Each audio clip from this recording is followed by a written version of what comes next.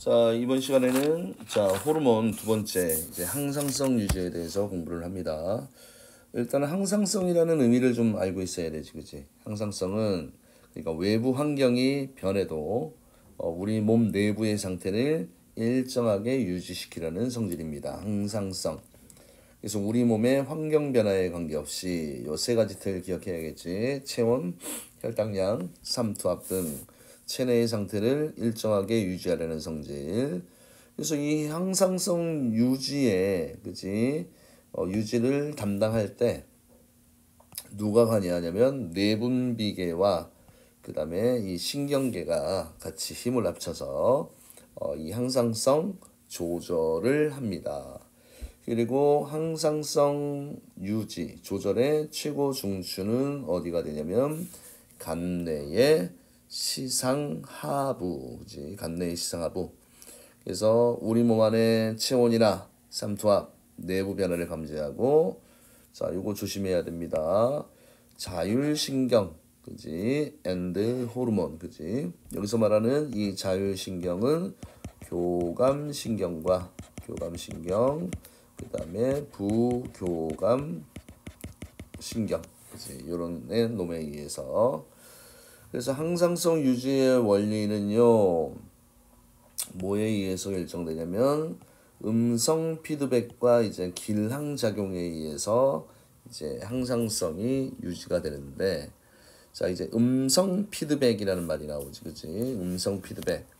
뭐 어떤 일이 원인으로 작용을 해서 작용하여 나타난 결과가 다시 원인을 억제하는 이런 원리, 그지? 그래서 대부분 호르몬 분비는 음성 피드백으로 조절이 됩니다. 쉬운 말로 결과가 많아졌어, 그지? 그러면 적어지는 쪽으로 작용을 하고, 결과가 너무 많아졌어, 그지? 그러면 적어지는 쪽으로, 적어지면 많아지는 쪽으로 뭐 이렇게 된다. 자, 그래서 반대되게, 그치? 그런데 양성 피드백이다라는 게 나옵니다. 결과가 원인을 촉진하는 이런 원리로 작용하는 게 있지, 그치? 자궁근 수축 호르몬이야, 그치? 예를 들면 아이를 낳기 위해서 산모가 진통을 했어. 진통이 오니까 이제 흥분됐으니까 이제 진통하지 마라. 그러면 근육의 수축이 일어나지 않으면 아이가 나올 수가 없지, 그치? 그래서 이런 거는 반대로 옥시토신, 자궁근 수축 호르몬은 예외적으로 양성 피드백의 내용이야. 시험에는 많이는 안 나오는데 가끔 나오면 당황을 하게 되는 거지, 그치? 자, 그래서 음성 피드백 원리는 뭐 자동 냉방기의 자동 온도 조절 원리하고 똑같습니다. 그래서 특정 온도를 이제 설정해 놓는 거지, 그치? 설정 온도가 나오지. 설정 온도보다 높아지면 온도 조절기가 냉방기를 작동하고, 반대가 되면 작동을 멈추고, 이런 내용입니다. 자, 그래서 이제 정말 중요한 자료가 하나 나옵니다. 이 자료는 이제까지 시험에 안 나왔던 적이 없던 아주 중요한 내용이야.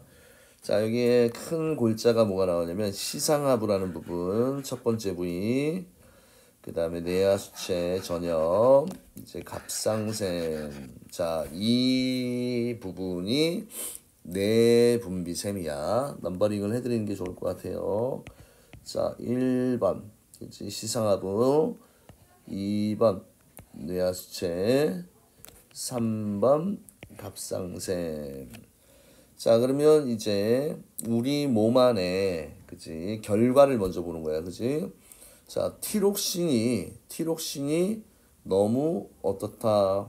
이제 티록신의 이 결과가, 그치? 혈중 내 티록신의 농도가 만약에 부족했어, 그치? 부족한 뭐가 나왔습니까? 결과가 나왔어, 그치?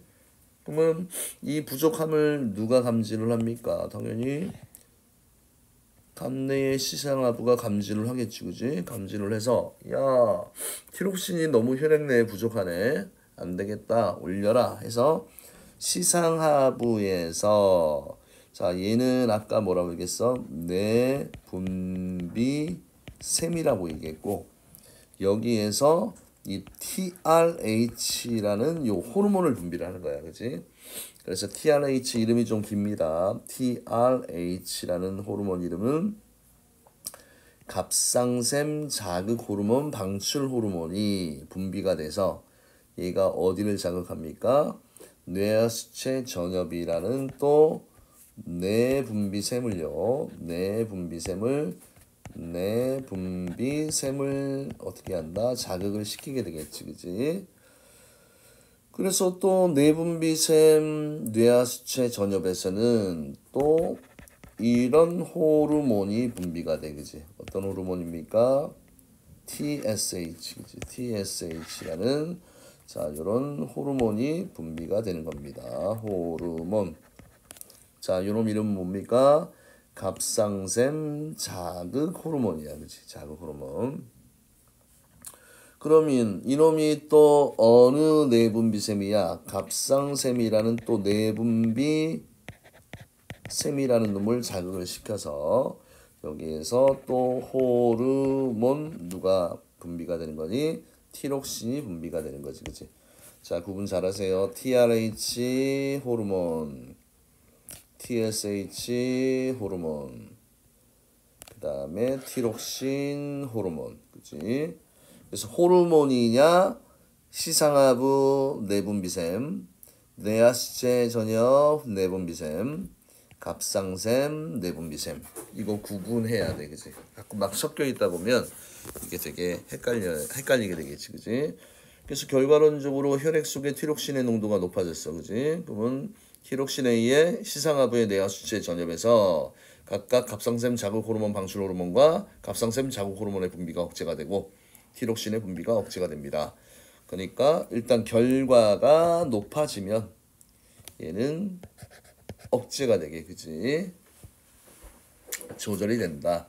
자, 이런 식으로 뭐 결과가 원인이 되어서 자, 억제하는 방향으로, 그치? 반대되는 방향. 많아지면 적어지고 적어지면 많아지게 이렇게 조절을 한다. 이런 내용을 기억을 해 두시면 됩니다.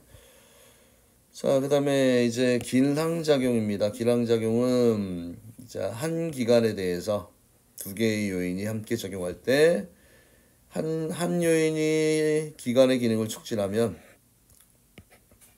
다른 요인은 한 기관의 기능을 억제하는 이런 형태로 조절이 되는 게 뭡니까? 기량작용이에요. 기량작용. 그래서 인슐린 혈당량 감소, 글루카곤 혈당량 증가, 교감신경 흥분, 부교감 억제, 칼시토닌 혈장의 칼슘이온 농도 감소, 파라토르몬 혈장 내 칼슘이온 농도 증가.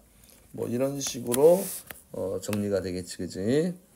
자, 그런데 만약에 이제 티록신의 분비 조절에 만약에 이상이 생겼다라고 치자, 그지? 그러니까 이 티록신의 주성분이 주로 이제 아이오딘이야. 해조류에 많이 들어있는 아이오딘이라는 성분에 의해서 티록신이 만들어지는데 내륙지방은 아이오딘 섭취가 어렵지, 그지? 그래서 이게 오랜 시간 부족해지게 되면 자, 아이오딘 결핍. 그래서 어떻게 돼? 티록신이 부족하잖아, 그지? 결국은 티록신이 그러면 시상하부가 야 부족하니까 야 TRH 분비 촉진시켜. 뇌하수체 전율을 막 자극해. TSH 분비가 증가. 그래서 갑상샘을 막 두드려. 그런데도 여기에서는 티록신이라는 친구가 나와요, 안 나와요? 안 나와. 계속 낮게 유지되잖아, 그지? 계속 여기가 뭐야? 업된다는 얘기야, 그지? 그래서 여기를 계속 공격해서 이렇게 갑상샘이 비대해지는 이런 이상 증상을 갑상샘 종이다라고 이야기를 합니다. 자, 그래서 여기에서 이 티록신이 나오잖아, 그지? 이 티록신 하면 뭐가 떠올라야 돼? 물질 대사 촉진, 그지? 물질 대사 촉진 또는 뭐 세포호흡 촉진, 그지? 이렇게 알아두셔도 됩니다. 그래서 티록신이 일단은 분비가 잘 되면 그치? 에너지가 많이 만들어진다. 뭐 이런 내용을 기억을 해두시면 됩니다. 자, 그 다음에 이어서 이제 본격적으로 이제 항상성 조절의 예시들. 자, 세 가지 뭘 배운다고 그랬어? 혈당량 요거 하나. 그 다음에 삼투압. 그 다음에 체온, 그지? 체온. 그래서 일단은 제일 많이 나오는 것들 중에 하나가 혈당량, 그지? 그 다음에 체온, 그 다음 마지막으로 삼투압. 그지? 삼투압은 뭐로 이해를 하면 편하냐면 농도로 이해를 하면 편해요. 농도.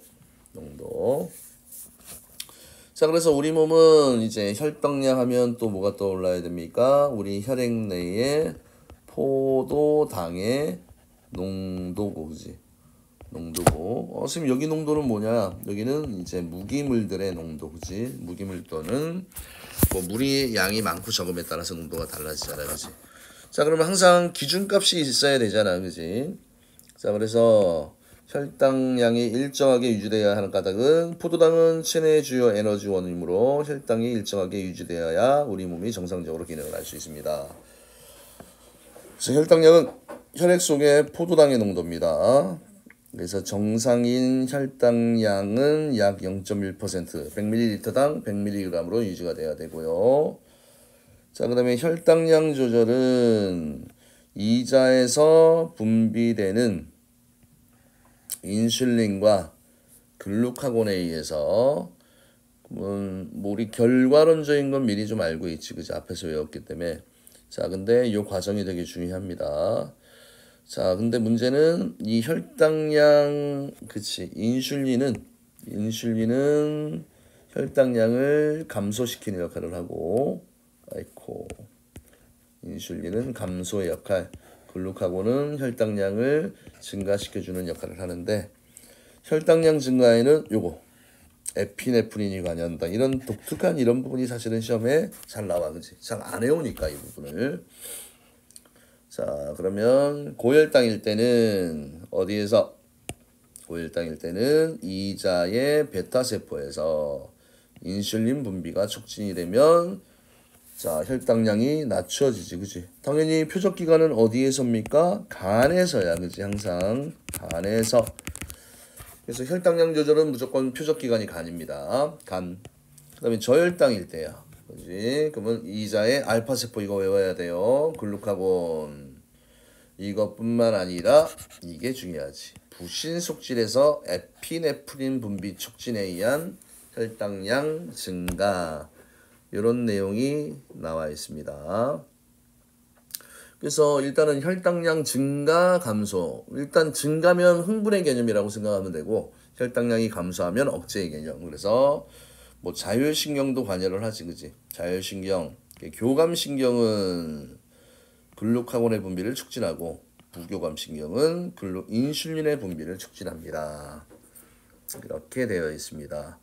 그래서 혈당량 조절, 인슐린 혈당량 감소고, 그 다음에 글루카곤과 에피네프린, 그치? 에피네프린, 부신속질, 에피네프린. 좀 중요한 용어니까 뭐 잘 기억을 해두세요. 자, 그 다음에 혈당량에 대한 부분은 어떤 운동, 상황이 두 가지야. 밥 먹을 때, 운동할 때, 그치? 그래서 일단은 식사를 했고, 그러면 포도당의 농도가 높아지지. 소장에서 포도당 흡수가 되어서 혈당이 높아져. 그러면 이자세포라는 놈이 요거를 감지를 하잖아요, 그지? 그래서 자, 인슐린이라는 놈이 일단 분비가 되면 얘가 어떻게 돼? 이런 작용이 있고 요런 작용을 좀 구분해서 알아두세요. 얘 혈당량을 감소시키는 방법이 자, 인슐린에 의해서 간에서는 포도당이 글리코젠으로 합성이 되고, 그지? 그 다음에 이 인슐린이 세포 쪽으로 포도당을 막 땡겨, 그지? 세포 쪽으로.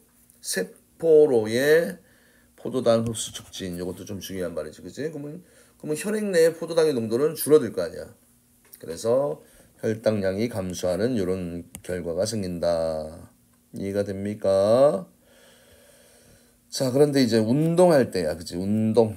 아까도 얘기했듯이 운동 중에는 또 다른 어떤 상황에 우리가 직면을 하게 됩니다. 세포업으로 혈당량이 어떻게 돼? 낮아지는 이런 상황이야. 근데 이 부분은 그냥 일반적인, 그치? 경로는 요거는 쉽게 가, 그치? 1번. 이자의 알파세포에서 글루카곤이 분비돼서 간에서, 그치? 간에서 글리코젠 분해에 촉진을 한다. 이거 말고 요 과정이 중요합니다. 요 과정이 딱 시험에 나오는 포인트지, 그지? 시험에 나오는 포인트.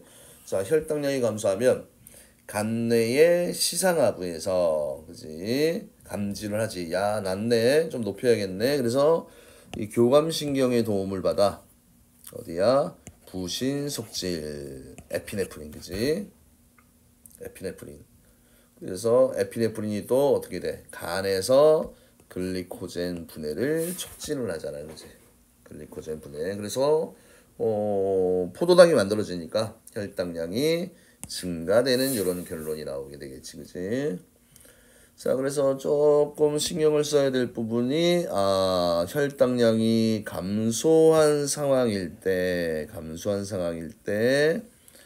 시상하부가 감지를 합니다. 시상하부에서 이거는 뭐야, 내분비샘이 될 수도 있잖아, 그지?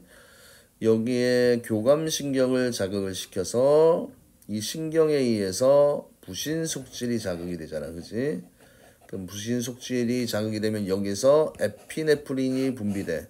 호르몬이지? 그런데 이 호르몬이 어떻게 됩니까? 이 호르몬이 어디에서 작용을 하는 거야? 간에서 작용을 하는 거야, 그지? 표적기관은 간입니다. 그래서 여기 나오는 그지, 글루카곤, 그 다음에 에피네프린 다 어디에서 작용을 한다? 간이 표적기관이다. 이런 내용을 기억해 두시면 될 것 같아요. 자, 그 다음에 이제 위에 있는 이 그림표를 말로 얘기를 한 거야, 그지? 뭐 위에 게 잘 이해되면 밑에 거는 그냥 거침없이 어떻게 돼야 돼요? 거침없이 쭉 밀고 나가야 되지. 혈당량 증가, 이자 베타세포에서 베타세포, 인슐린 이런 거 외워야겠지. 간에서 포도당을 글리코젠으로 합성하고 또 요거 조심하라고 했지. 혈액에서 세포로 포도당 흡수 촉진. 그래서 결과는 증가했으면 끝은 감소가 돼야 돼. 그지? 이게 기본적인 이런 호르몬들의 작용입니다.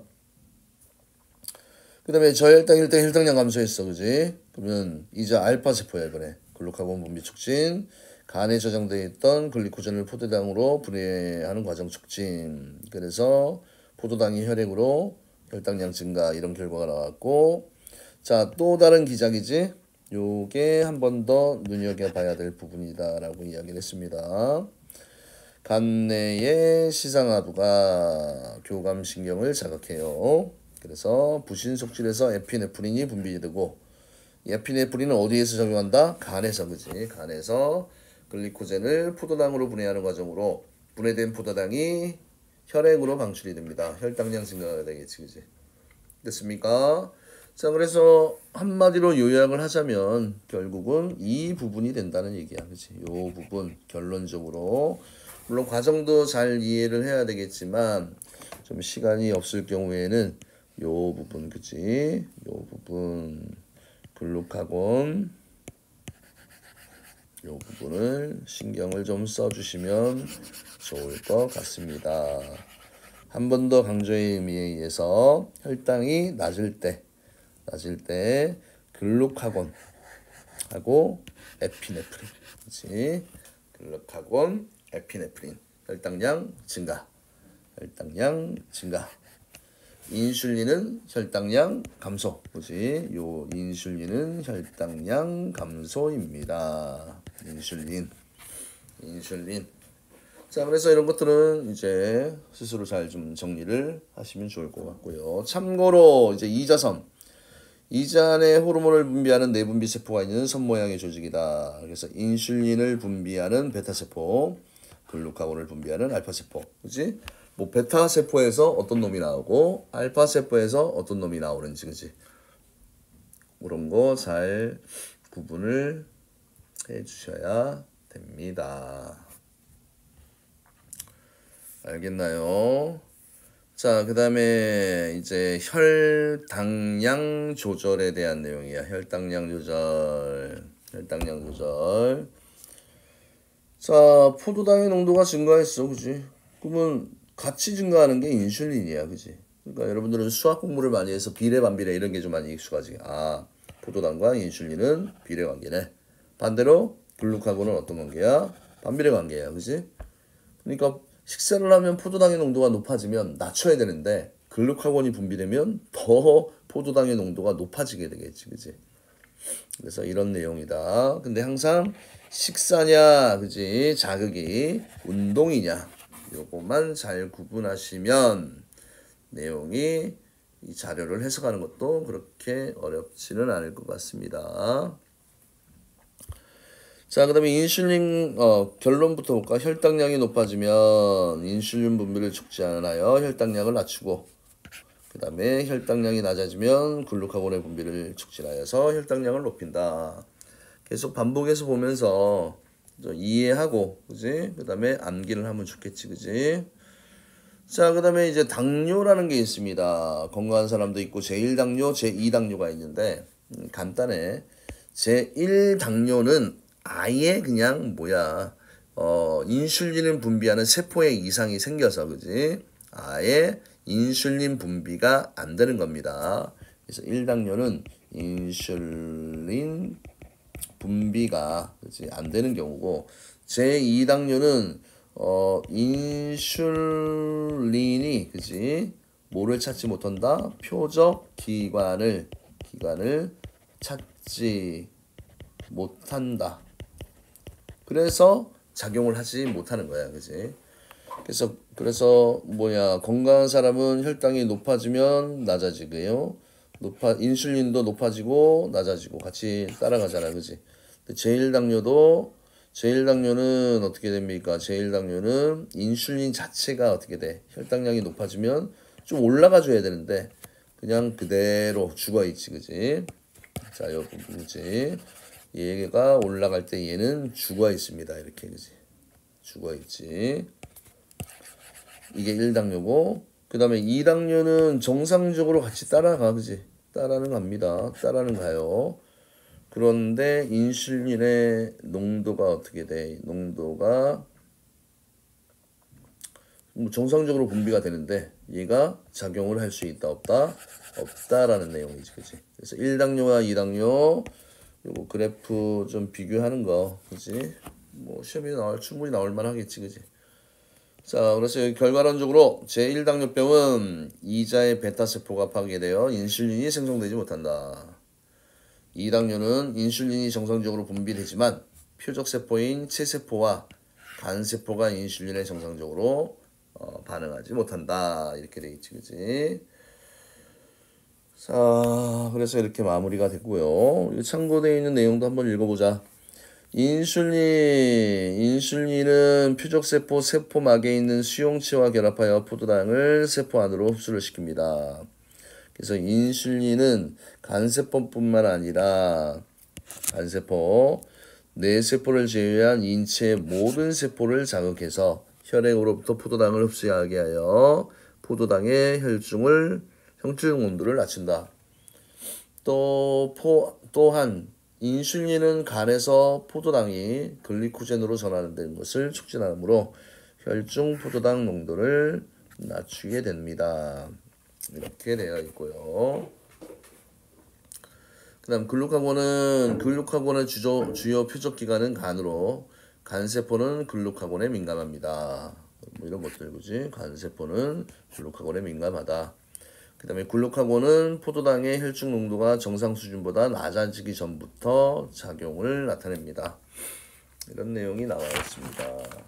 그렇게 많이 어렵진 않아요. 근데 외울 게 조금 자질구레하게 있어서 이런 것들 잘 봐주시면 좋을 것 같고요. 자, 그 다음에 이제 항상성, 우리 몸이 환경 변화에 관계없이 체내 상태를 일정하게 유지하는 성질인데, 항상성 유지의 원리는 뭘 가지고 음성 피드백과 기량작용으로 항상성이 유지된다. 그 다음 티록신 분비 조절, TRH 분비니까 어디입니까? 시상하부라고 얘기했지, 그지? 간 내의 시상하부에서 갑상선 자국 호르몬 방출 호르몬, 뇌하수체 전엽에서 TSH, 갑상샘을 자극해서 갑상샘에서 뭐가 분비됩니까? 티록신이라는 놈이 분비가 되고, 그 다음에 티록신의 티록신의 혈중 농도가 높아지면 갑상샘 자국 호르몬 방출 호르몬과 갑상샘 자국 호르몬 분비 억제한다. 많아지면 정해주게야, 그지? 자, 인슐린 분비니까 혈당량이 어떻게 됩니까? 혈당량이 높아지면, 그 다음에 또 혈당량이 어떻게 되면 낮아지면 글루카곤과 에피네프린의 분비가 촉진되어 혈당량을 높인다. 그렇죠. 그래서 인슐린, 그 다음에 글루카곤과 에피네프린, 그지? 글루카곤, 에피네프린. 자, 어떤 일이 원인으로 작용하여 나타나는 결과가 원인을 다시 억제하는 조절 원리를 우리가 뭐라고 얘기합니까? 음성 피드백이다라고 얘기를 하고요. 그림은 티록신 분비 조절 과정을 나타낸 것이다. 가로 안에 알맞은 말을 쓰세요. 가에 해당하는 조절 작용은 뭡니까? 음성 피드백이다. 이렇게 하면 되고, 그 다음에 갑상샘 자극 호르몬 TRH는 어디에서? 시상 하부에서. 갑상샘 자극 호르몬은 어디입니까? 뇌하수체. 어디에서? 전엽에서, 그치? 전엽에서 분비가 된다. 그 다음에 갑상샘 자극 호르몬 방출 호르몬의 분비가 촉진되면 티록신의 혈중 농도가 어떻게 되고요? 높아진다. 그 다음에 티록신의 혈중 농도가 그치? 과다하게 어떻게 된다? 또 높아지면 갑상샘 자극 호르몬 방출 호르몬과 갑상샘 자극 호르몬의 분비는 어떻게 됩니까? 억제가 되게 되겠지, 그치? 결과를 억제하는 방향으로. 자, 그 다음에 티록신의 주성분인 아이오딘의 섭취가 오랫동안 부족하면 갑상샘이 비대해지는 갑상샘 종에 걸릴 수 있습니다. 자, 그 다음에 기량작용에 관계된 거. 기량작용은 인슐린, 글루카곤 맞지? 그 다음에 교감신경과 부교감신경 되지? 그 다음에 갑상샘 자극 호르몬과 티록신 이거는 아니잖아, 그지? 자, 그 다음에 이자에서 인슐린, 그지? 분비가 되면 혈당량 감소고, 이자에서 분비되는 게 글루카곤이고, 부신 속질에서 에피네프린, 그지? 그래서 간에서 혈당량을 증가시킨다. 이렇게 돼 있고. 자, 우리 몸에서 일어나는 혈당량 조절에 대한 설명으로 호르몬 조동그라미 여차하는 것은 X로. 자, 식사 후에 포도당이 흡수되면 이자의 알파세포에서 글루카곤의 분비가 촉진된다. X. 그 다음에 운동을 하면 간에서 글리코젠을 포도당으로 분해하는 과정이 촉진이 된다. 뭐 틀린 말 없이. 그 다음에 혈당량 변화에 따른 인슐린과 글루카곤의 기량작용으로 혈당량이 일정하게 유지된다. 맞고요. 그 다음에 글루카곤의 분비가 촉진되면 글리코젠이 포도당으로 분해되어 혈액으로 방출된다. 자, 그래서 이렇게 되어 있고, 그래서 이제 항상성 조절에서 제일 중요한 게 이제 혈당량. 이렇게 하나가 끝났습니다. 혈당량. 그 다음에 이어서 그냥 끝내버립시다. 체온 조절도 가도록 할게요. 체온 조절. 체온은 우리 사람은 그치 외부 온도와 관계없이 체온을 36.5도 내외로 일정하게 유지를 해줘야 돼, 그치? 그래서 이 체온 조절도 중추가 어딥니까? 감내의 시상하부는 체온 변화를 또 감지를 해, 그치? 근데 중요한 게 추울 때 더울 때야, 그치? 추우면, 그치? 추우면 날씨가 추우면 만들어내야 돼, 열을, 그치? 버리는 양은 줄여야 돼. 발산량은 감소하시고, 그치? 그래서 추울 때 발생량은 증가, 발산량은 감소. 반대로 너무 더워요, 그치? 더우면 발생량은 감소를 시켜야 되고 발산량은 증가시키면 되겠지, 그치?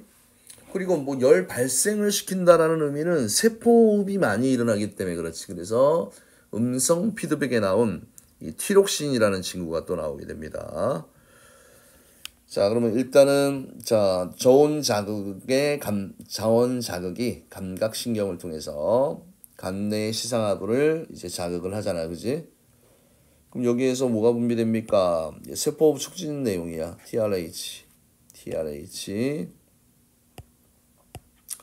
TRH, 아이고, 이거 좀 하나 조절해 봅시다. 색깔도 조금 산뜻한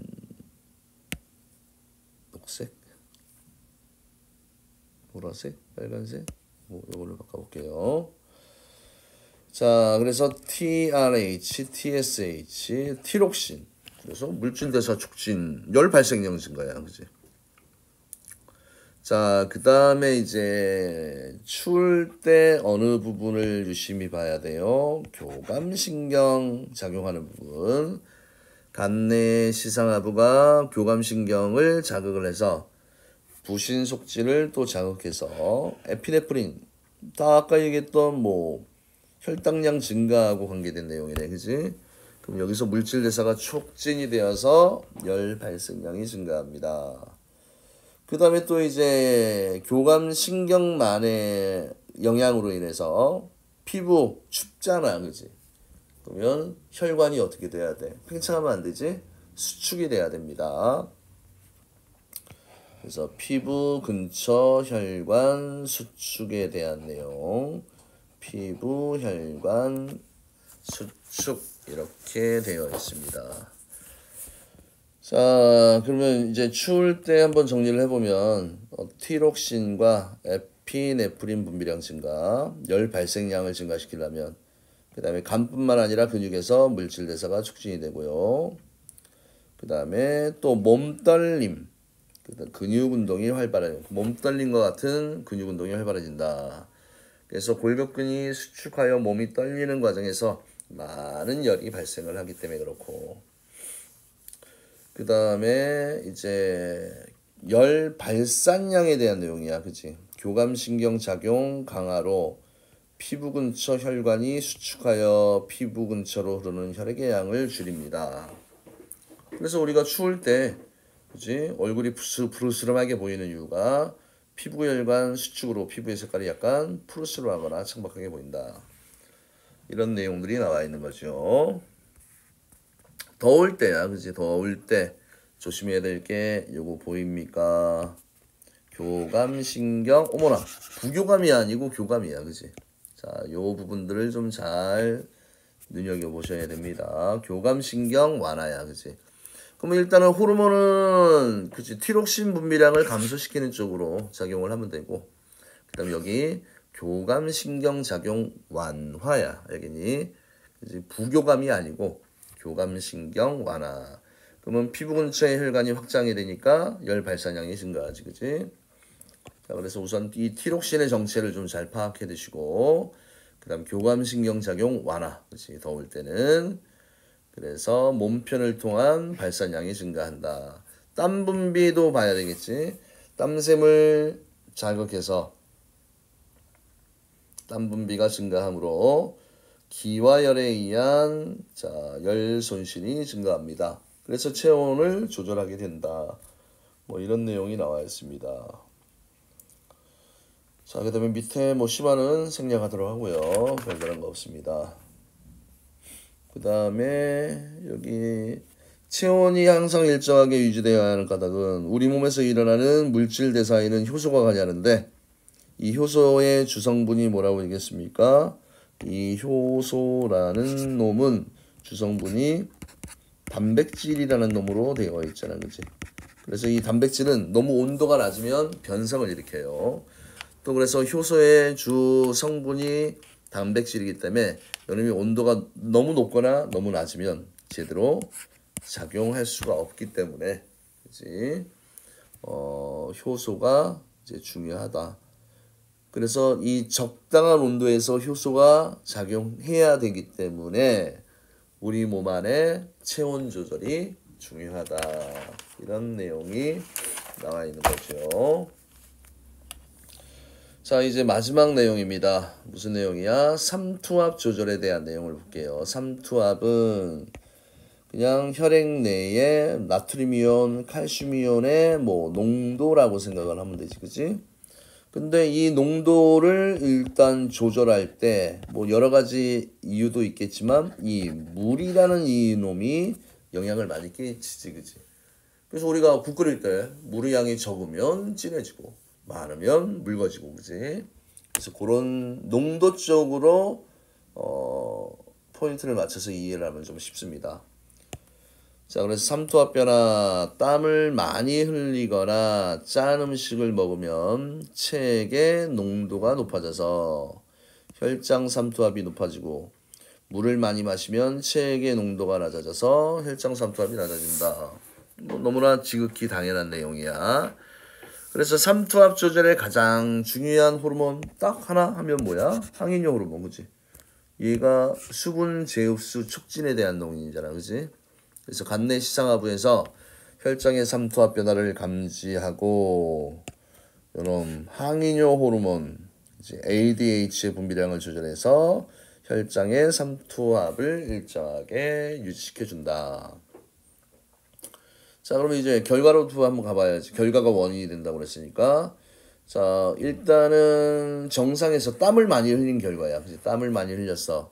두 번째는 물을 많이 마셨을 때 땀을 많이 흘렸어. 더워. 아우 더워. 땀 많이 흘리면 당연히 땀을 많이 흘렸다는 얘기는 물이 많이 빠져나가잖아. 그치? 물이 적어지면 농도는 진해져. 그치?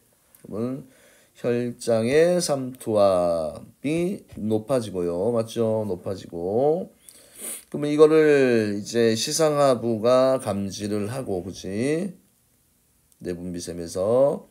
그 다음에 뇌하 수치의 후엽을 또 자극을 시켜서, 이야, 이거 중요합니다. 항인효 호르몬 분비야, 그치? 그러면 항인효 호르몬 분비량이 또 증가하지. 얘도 증가합니다. 그 다음에 콩팥에서 수분 제흡수 증가야, 그치? 오줌의 삼투압도 증가하는데 유일하게 오줌 양은 감소합니다. 자, 그러면 봐. 수분 제흡수 촉진이 일어나면 몸으로 물을 많이 땡겨가. 그럼 오줌으로는 나가는 양이 적어지지, 그지? 그러면 양이 적으면, 오줌은 양이 적으면 진해. 알겠니? 소량의 진한 오줌입니다. 그래서 우리가 오줌을 이해할 때는 소량의 무슨 오줌? 진한 오줌. 이렇게 이해하시면 되고, 그 다음에 다량의 무슨 오줌입니까? 묽은 오줌. 이렇게 이해를 해 두시면 됩니다. 자, 반대로 이제, 자, 그래서 혈장의 삼투압이 높아지면, 그치? 결론은 어떻게? 낮춰야 돼, 그치? 낮아짐으로 끝나가야 돼야 되지, 그치? 그 다음에 낮아지면 결과는 어떻게 돼야 돼? 결과는 높아짐으로 끝나줘야 되겠지, 그치? 자, 그래서 물을 많이 마시면 혈장의 삼투압이 낮아지고 항인효 호르몬의 분비량 감소하고 제흡수량 감소하고 반대로 결과는 높아지는, 그치? 낮게 시작했으면 높게 끝나야 돼, 그치? 자, 그래서 이런 내용입니다. 천천히 잘 복습을 좀 해주시면 좋을 것 같아요. 자, 마지막 요 자료 되게 많이 나오잖아, 그치? 자, 여기에서 알아두셔야 될 내용이 혈장의 삼투압이 농도가 진해졌어, 그치? 진해지면 당연히 항인효 호르몬의 분비량도 어떻게 돼? 분비량도 늘어나야 되겠지, 그치? 자, 그러면 물을 섭취했습니다. 삼투압이 낮아져요. 그러면 오줌의, 그치? 생성량과는 아까 어떤 관계야? 반비례 관계라고 그랬지, 그치? 반대. 물론 이제 비율 정도는 차이가 나겠지만 이렇게 일단 알아두시면 됩니다. 그 다음에 오줌 생성량이 줄어든다는 얘기는 여기가 이제 줄어들면 여기는 늘어나게 되겠지, 그치? 반대되는 이런 내용 알아두시면 좋아요. 자, 그래서 결론을 내려보면 혈장의 삼투압이 높아질수록 항인효 호르몬의 농도가 높아지고 그 다음에 혈장의 삼투압이 높아지면 항인용 호르몬의 분비가 촉진이 된다. 그 다음 두 번째, 다량의 물을 섭취하면 혈장의 삼투압이 낮아지지? 그러면 항인용 호르몬 분비량 감소해. 그 다음에 콩팥에서 단위 시간당 수분 제흡수량이 감소하고 수분 제흡수량이 줄어들어, 그지? 그러면 오줌이 많이 생기잖아. 단위 시간당 오줌 생성량이 증가하고 그러면 양이 증가하니까 오줌의 삼투압은 낮아지고, 그지? 혈장 삼투압은 높아집니다. 그래서 오줌 양이 반대되는 경우가 있죠, 그지? 오줌 양. 그래서 이거 조금 조심하면 되고, 항인효 호르몬 중요한 거 알죠? 수분 제흡수 촉진. 항인효 호르몬은 수분 제흡수 촉진에 대한 내용이지, 그지? 자, 그래서 이런 내용들 천천히 정리해서 잘 남기를 해두시면 좋을 것 같습니다. 이제 문제 풀고 마무리를 합시다. 자, 추울 때는 열 발생량 증가, 물질 대사 어떻게 됐습니까? 물질 대사 촉진. 그 다음에 더울 때는 물질 대사 어떻게 돼요? 감소 이렇게 나오고, 그지? 그 다음에 더울 때 열 발생량 증가, 피부 근처 혈관 확장, 땀 분비가 어떻게 됩니까? 땀 분비가 증가 이렇게 돼 있잖아, 그지? 그래서 항인효 호르몬 분비량이 어떻게 됐습니까? 항인효 호르몬의 분비량이 증가. 콩팥에서 수분 제흡수량도 어떻게 돼요? 증가. 그 다음에 이제 혈장 삼투압이 낮을 때 항인효 호르몬의 분비량이 어떻게 돼? 감소. 그 다음에 콩팥에서 수분 제흡수량이 당연히 어떻게 돼? 항인효 호르몬이 줄어들었으니까 감소하게 되겠지, 그지? 자, 체온 조절에 대한 설명으로 옳은 것은 동그라미, 옳지 않은 것은 X로 표시하십시오. 날씨가 추우면 몸 떨림과 같은 근육 운동이 활발해집니다. 뭐 틀린 내용은 없는 것 같아요. 그 다음에 날씨가 더우면 피부 근처로 흐르는 혈액의 양이 늘어납니다. 그렇지, 발산량을 늘려야 되니까 맞고. 체온이 정상보다 낮으면 추울 때야, 그지? 피부 근처 혈관이 확장이 아니지 움츠러들어야 돼. 추우면 움츠러들잖아, 그지? 그 다음에 체온이 정상보다 높아지면 티록신 분비량이 증가하면 안 되지? 열 발생량을 줄여야 됩니다. 자, 그래서 이렇게 되었고, 자, 이제 저온 자극이 들어왔네요. 저온 자극. 일단은 호르몬 쪽은 다이렉트로 뭐야? 티록신이야, 그지? 세포 호흡이니까 티록신. 그 다음 부신 속질하면 누구니? 에피네프린 이렇게 돼 있고, 그 다음에 신경은 무슨 신경입니까? 교감신경이지, 그치? 교감신경 작용 강화 이렇게 되어 있습니다. 자, 우리 몸에서 일어나는 삼투압의 변화에 대한 설명 중 가로 안에 알맞은 말을 쓰십시오. 땀을 많이 흘려 체내 수분량이 당연히 땀 많이 흘렸으니까 감소하겠지, 그치? 감소하면 체액의 농도가 높아져서, 그치? 혈장의 삼투압이 높아지게 되겠지, 그지? 그 다음 물 많이 마셨어, 그지? 수분량이 증가할 거고, 그 다음에 체액의 농도가 낮아질 거고, 농도가 낮다는 얘기는 삼투압이 낮다라고 얘기했잖아, 그지?